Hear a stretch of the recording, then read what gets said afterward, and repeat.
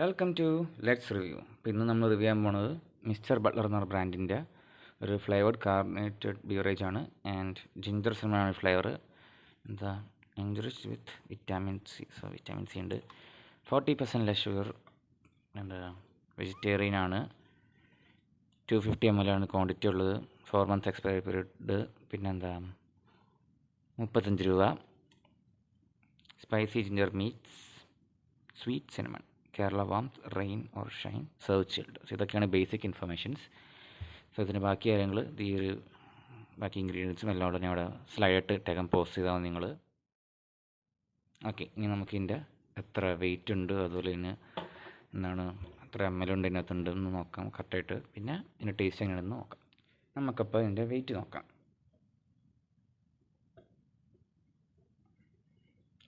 279, 279 grams ഉണ്ട് ഇതിൻ്റെ wait. ഇനി നമുക്ക് ഇതിൻ്റെ ക്വാണ്ടിറ്റി നോക്കാം.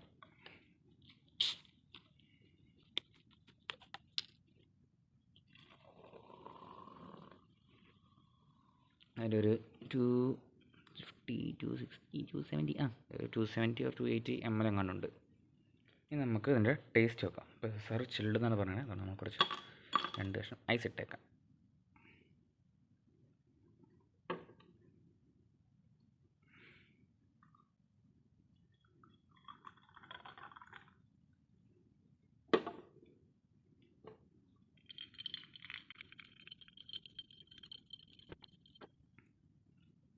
ഓക്കെ, ഇതിപ്പോൾ ആവശ്യം തണുത്തിട്ടുണ്ട്. നമുക്ക് കുടിച്ച് നോക്കാം.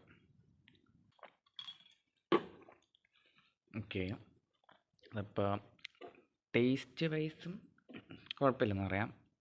ചെറിയൊരു കറുവപ്പട്ടയുടെയൊക്കെ ആ ഒരു സ്മെല്ലും ആ ഒരു ടേസ്റ്റും ഉണ്ട്. അതുപോലെ തന്നെ എന്താണ് ഇഞ്ചിയുടെ ഭയങ്കര ഒരു എഫക്റ്റ് ഉണ്ടെന്ന് പറയില്ല. നമുക്ക് ഇഞ്ചി കടിക്കുന്ന ആ ഒരു അതുപോലത്തെ ഒരു അത്ര എഫക്റ്റ് ഇല്ല, എന്നാലും ചെറിയൊരു എഫക്റ്റ് അവിടെ ഉള്ളവരെ എനിക്ക് തോന്നി.